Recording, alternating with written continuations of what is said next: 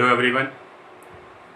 अब इस लेक्चर के अंदर हम लोग एक चार्ज पार्टिकल को कंसीडर करने वाले हैं जिसे हमने इलेक्ट्रिक फील्ड के अंदर प्लेस कर रखा है, एक्सटर्नल इलेक्ट्रिक फील्ड के अंदर, और देखने वाले हैं कि उसकी मूवमेंट किस तरीके से होगी। देखिए, ये एक बहुत ही इंपॉर्टेंट पार्ट है इस चैप्टर का, थोड़ा सा ट्रिकी है। I will try my best कि मैं आप लोगों को अच्छे से समझा पाऊँ। देखिए, मैंने यहाँ पे दो इलेक्ट्रिक फील्ड की प्लेट बनाई है। एक तरफ मान लीजिए नेगेटिवली चार्ज है, दूसरी तरफ पॉजिटिवली चार्ज प्लेट है। तो इलेक्ट्रिक फील्ड की डायरेक्शन क्या होगी? From positive to negative. इतना पार्ट क्लियर हुआ। अब मान लो यहाँ मैंने एक चार्ज पार्टिकल रखा। अब मैंने क्या नोटिस किया कि वो मेरा चार्ज पार्टिकल जो है वो अपने पाथ से, उसे जाना सीधा चाहिए था, लेकिन वो अपने पाथ से थोड़ा सा डेविएट हो गया, मतलब अपने पाथ से थोड़ा भटक गया। डेविएशन मतलब भटक जाना, ठीक है। तो वो अपने पाथ से कितना डेविएट हुआ, कितने डिस्टेंस के बाद उसमें डेविएशन कितनी ज़्यादा मेजर की गई, एंगल क्या था डेविएशन का, ये सभी चीज़ें हम यहाँ पे डिस्कस करने वाले हैं इस डेरिवेशन के अंदर। ओके, चलिए शुरू करते हैं। अब कंसीडर करिए कि आपका चार्ज पार्टिकल Q है जो कि सीधा जाना चाहता था, moves horizontally in the electric field with velocity v0 is x axis. यहाँ पे मैं बता दूँ, ये मेरा x एक्सिस है और ये मेरा y एक्सिस है। ओके, तो ये मेरा पार्टिकल x एक्सिस में ट्रैवल कर रहा था, ठीक है, v0 वेलोसिटी के साथ। अब एक चीज़ जान लीजिए, ये अगर चार्ज पार्टिकल पॉजिटिव होगा नेचर में तो प्लस वाले बंदे किस तरफ जाते हैं? माइनस की तरफ, ठीक है। तो वो माइनस की तरफ मुड़ता। इससे क्वेश्चन आएगा, इसलिए इस पॉइंट को ध्यान से सुनिएगा। लेकिन अगर चार्ज पार्टिकल का नेचर नेगेटिव है तो वो किस तरफ डेविएट होगा? टुवर्ड्स द पॉजिटिव प्लेट, ठीक है। जैसे ये वाला पार्टिकल देख सकते हो आप लोग, ये पार्टिकल कौन सी प्लेट की तरफ मूव किया? प्लस की तरफ। और प्लस की तरफ कौन अट्रैक्ट होता है? माइनस ही तो अट्रैक्ट होगा ना, माइनस प्लस की तरफ अट्रैक्ट होगा, ठीक है। आप कंसीडर कर सकते हो इलेक्ट्रॉन को कि इलेक्ट्रॉन नेगेटिवली चार्ज होता है तो वो प्लस वाली प्लेट की तरफ जाएगा और प्रोटॉन माइनस वाली प्लेट की तरफ जाएगा। एक और चीज़ यहाँ पे जान लीजिए, इलेक्ट्रॉन प्लस वाली की तरफ गया, ठीक है, इसका मतलब वो इलेक्ट्रिक फील्ड के अपोजिट ट्रैवल करता है। पहले भी एक वीडियो में मैंने मेंशन किया था कि कोई भी negatively charge particle electric field से अपोजिट डायरेक्शन में जाता है, जबकि प्रोटॉन पॉजिटिवली चार्ज पार्टिकल होता है, वो नेगेटिव की तरफ आएगा, प्लस वाला माइनस की तरफ, इसलिए in the direction of electric field. याद रखिएगा ये बात, आप लोगों को फ्यूचर में दोबारा से काम आएगी। सो यहाँ मैंने मेंशन कर दिया कि here the charge particle is negatively charge. यहाँ पे जो पार्टिकल है वो कैसा है? नेगेटिवली चार्ज है, which deflects from its path due to the electric field, जो अपने पाथ से डिफ्लेक्ट हो गया इलेक्ट्रिक फील्ड की वजह से। आई होप ये डायग्राम सबको समझ आया होगा, ठीक है। अब जब हमने ये सारी चीज़ें समझ ली तो हमारा नेक्स्ट जो यहाँ पे मोटिव है वो है इस डिफ्लेक्शन को कैलकुलेट करना, वाई एक्सिस पे होने वाली, ठीक है। ये डिफ्लेक्शन उसमें कब हुआ? जब उसने इतना डिस्टेंस ट्रैवल किया, एक्स डिस्टेंस ट्रैवल करने पे वाई डिफ्लेक्शन हुई उसकी, इसकी वैल्यू मुझे कैलकुलेट करनी है। चलिए करना शुरू करते हैं। सबसे पहले जरा एक्स एक्सिस के बारे में थोड़ा और अच्छे से जानते हैं कि एक्स एक्सिस पे क्या क्या हो रहा है। एक्स एक्सिस पे जो पार्टिकल मूव कर रहा है उसकी इनिशियल वेलोसिटी v0 है। इस एक्सिस पे उसे किसी भी तरह का कोई एक्सेलरेशन नहीं मिल रहा, इसलिए एक्सेलरेशन 0। जो डिस्टेंस वो ट्रैवल कर रहा है उसे हमने x माना है। ये वही डिस्टेंस है जो कि चार्ज कवर कर रहा है from its initial point. Okay, initial point से उसका ये है। टाइम कितना लेगा वो? टाइम का फॉर्मूला होता है डिस्टेंस अपॉन में वेलोसिटी, ठीक है। तो डिस्टेंस x है, वेलोसिटी v0 है, x अपॉन में v0। Time for which the charge travel, ये वो टाइम है जिसके लिए चार्ज ने ट्रैवल किया। In the same mean time देखते हैं वाई एक्सिस पे क्या क्या चीज़ें हुई। इनिशियली उसे किसी भी तरह की वाई एक्सिस के लिए इनिशियल वेलोसिटी प्रोवाइड नहीं की गई थी, तो यू वाई इसका 0 है। लेकिन यहाँ पे पॉजिटिवली चार्ज प्लेट की इलेक्ट्रिक फील्ड की वजह से जो यहाँ पे इलेक्ट्रिक फील्ड बनी, उसकी वजह से उसमें फोर्स जनरेट हुआ। अब हमें पता है फोर्स का फॉर्मूला क्या होता है? मास इंटू एक्सेलरेशन और क्यू इंटू ई। मास इंटू एक्सेलरेशन क्यों आया? क्योंकि भाई हर पार्टिकल के पास अपना मास होता है, हर चार्ज पार्टिकल के पास मास होगा। और क्यू ई फोर्स का फॉर्मूला जो हमने इस चैप्टर के अंदर पढ़ा है, चार्ज इंटू इलेक्ट्रिक फील्ड। यहाँ से अगर मैं एम को डिवाइड में भेज दूँ तो एक्सेलरेशन की वैल्यू क्या मिलेगी? क्यू ई ओवर में एम। तो वाई एक्सिस में होने वाला acceleration due to the electric field वो क्या होगा? क्यू ई ओवर में एम। ये वाली बात क्लियर हुई?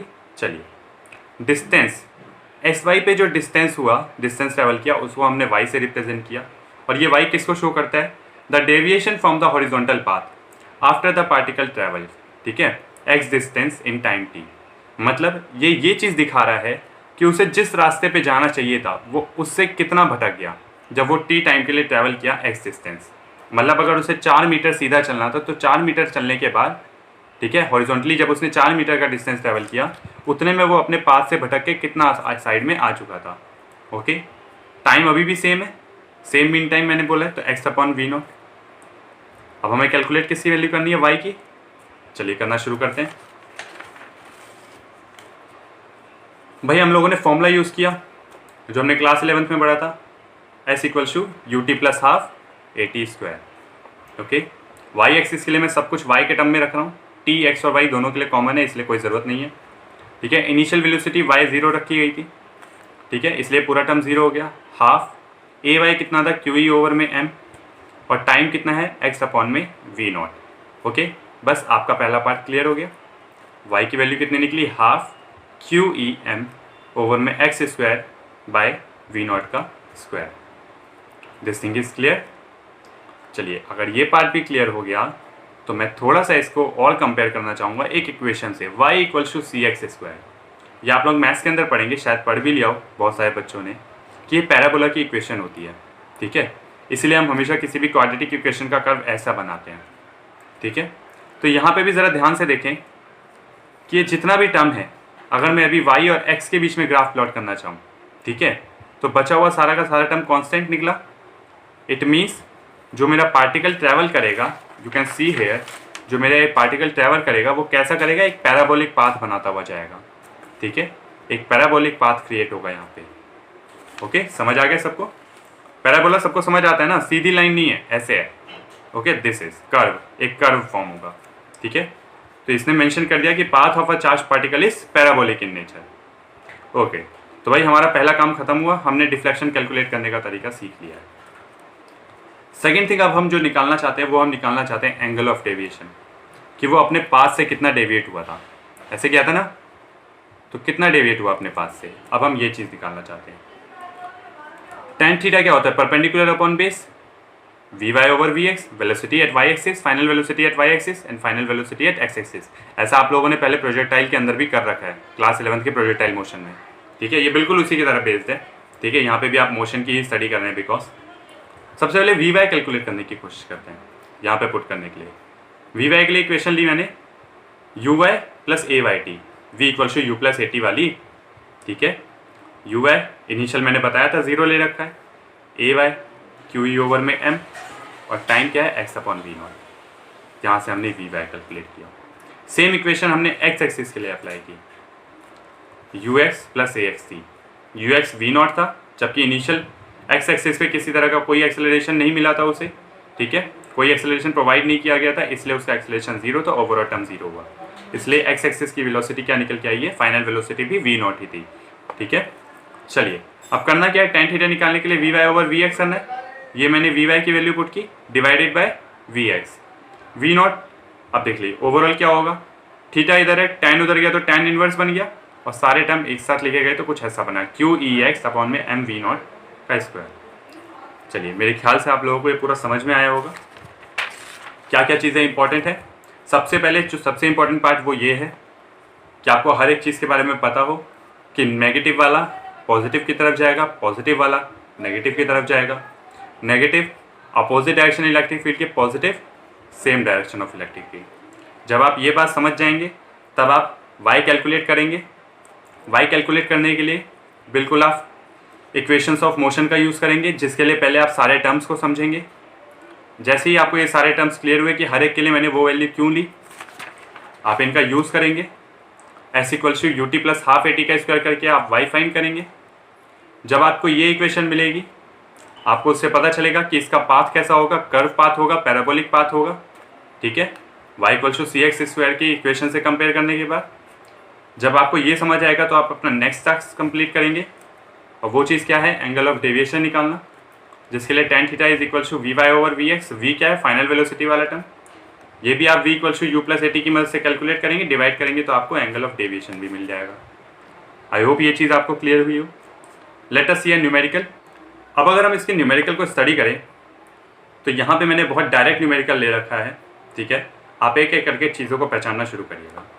आपको बोला गया है कि एक इलेक्ट्रॉन आपने रखा, जिसकी एक्स एक्सिस पे जो वेलोसिटी है वो कितनी है 2 × 10⁻⁻⁻ - 6 मीटर पर सेकेंड। इलेक्ट्रिक फील्ड कितनी है, electric field between the plates, उन दोनों प्लेट्स के बीच का डिस्टेंस है 0.5 सेंटीमीटर, ठीक है। और इलेक्ट्रिक फील्ड है 9.1 × 10⁻⁻2 न्यूटन पर कूलम। देखिए समटाइम्स साथ में वैल्यू नहीं लिखी होने की वजह से कुछ बच्चे नहीं पहचान पाते, उस समय ऐसा यूनिट का यूज़ कर लिया करिए। न्यूटन पर कूलम ऐसा यूनिट किसकी होती है, इलेक्ट्रिक फील्ड की, फोर्स अपॉन में चार्ज। ओके, तो भैया यहाँ पे देख लीजिए इलेक्ट्रॉन है प्लस वाली प्लेट की तरफ जाएगा।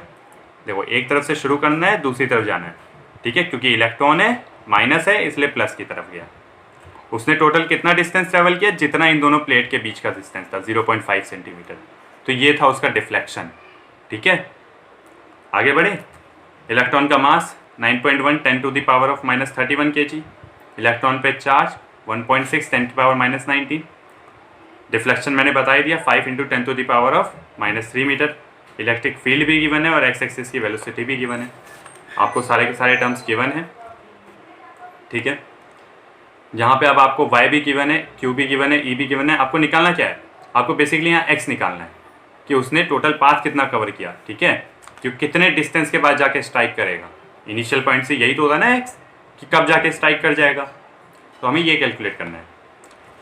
सारी चीज़ों को दूसरी साइड मल्टीप्लाई और डिवाइड में भेजा, इसका स्क्वायर उस साइड गया, रूट में चेंज हो गया, ठीक है। रूट के बाद से वी एक्सिस ले, क्योंकि इसके ऊपर भी एक स्क्वायर प्लेस था। सारी की सारी वैल्यूज़ आपने सब्स्टिट्यूट की, आपका आंसर कितना आया, x की वैल्यू 1.6 10⁻⁻²। मतलब वो इसके इनिशियल पॉइंट से अगर स्टार्ट करेगा तो इतना डिफ्लेक्शन मिलने के बाद वो 1.6 10⁻⁻² मीटर ट्रेवल करके उस पर स्ट्राइक कर देगा, ठीक है, उससे जाके टकरा जाएगा। आई होप आप लोगों को क्लियर हुआ हो ये। इससे रिलेटेड 2 से 4 क्वेश्चन और हैं जो मैंने मार्क बूस्टर सीरीज़ के अंदर डाले हैं, आप लोग वहाँ जाकर दे सकते हैं। 1-2 एग्जाम्पल आपकी बुक्स के इसी में से थे, ठीक है। Thank you for watching the video.